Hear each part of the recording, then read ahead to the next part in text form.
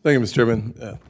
Listening to you today, Deputy Secretary, it feels like digital assets has become the scapegoat of this administration because with all that's going on in the world, the only legislative requests you have sent to this committee are new authorities related to cryptocurrency. And I will say that if China buys about 90% of the Iranian oil and we make it easier to sell the Iranian oil, if in last August we saw $6 billion transferred to the Iranians for, in my opinion, hostage relief, $10 billion allowing electricity waivers. None of that's happening in digital assets. They're literally using our cash. We're making it easier for them to use euros. The bottom line is this, that if $35 billion represents the export of oil from Iran, none of which is purchased using digital assets, having a conversation simply and exclusively about digital assets misses the elephant in the room, that every single time we make it easier for the Iranian regime to receive resources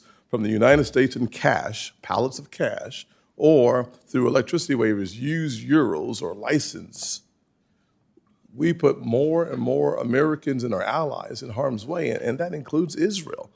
And so for us to have a conversation that sounds like a digital asset conversation, as opposed to a conversation about illicit financing that is far larger than digital assets, to me, makes it into a scapegoat. I'd love to hear why the Treasury Department made it a determination to change the recent electricity waivers to allow for the use of euros. Was that a request from the Iranians?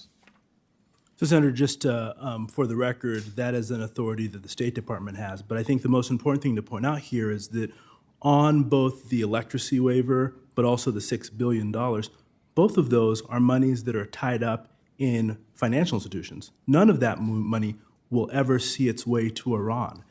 At most, that money can be used to purchase things outside of Iran. The challenge here is that while we can stop that money from financial institutions moving to Iran, I don't have the authorities to stop cryptocurrencies from moving into Iran. That's why I've asked for those authorities. But fundamentally, what I can say is that $6 billion you mentioned. Let's have a conversation about this for just a second. You are a highly educated, brilliant man. To sit here and to suggest that you don't understand us giving around $6 billion that they will be able to use at some point. And then the administration said they can't use it for this purpose, but they can use it for that purpose. Money's fungible.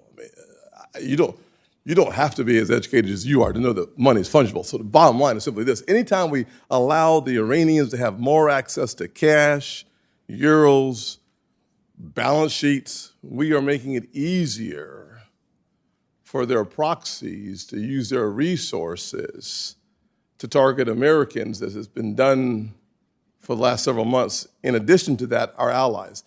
Anytime we relax the regime that makes it harder for them to sell oil, making it easier for them to do so, with China happily purchasing those resources, we don't have to be that smart to realize that all of this makes it harder on our allies and deadly for our service members. So I just find it preposterous that we would posit a position that suggests that those resources have no impact on what Iran is doing. And frankly, if that were the case, we would not have released them at all.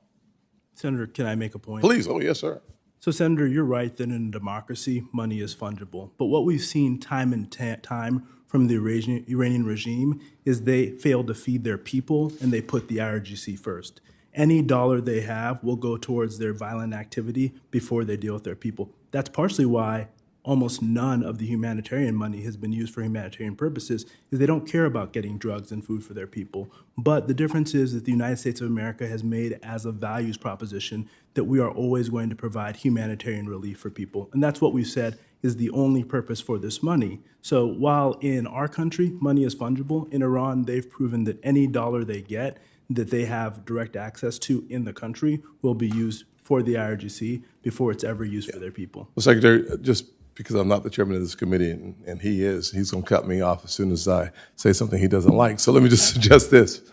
You and I actually agree on that point, that the Iranian regime does not care about the Iranian people. Therefore, any relaxation that allows their economy to thrive or survive is for one purpose, for them to carry out their primary objective, which is spreading terrorism throughout the Middle East and eliminating the little Satan and then the big Satan. That would be Israel and America.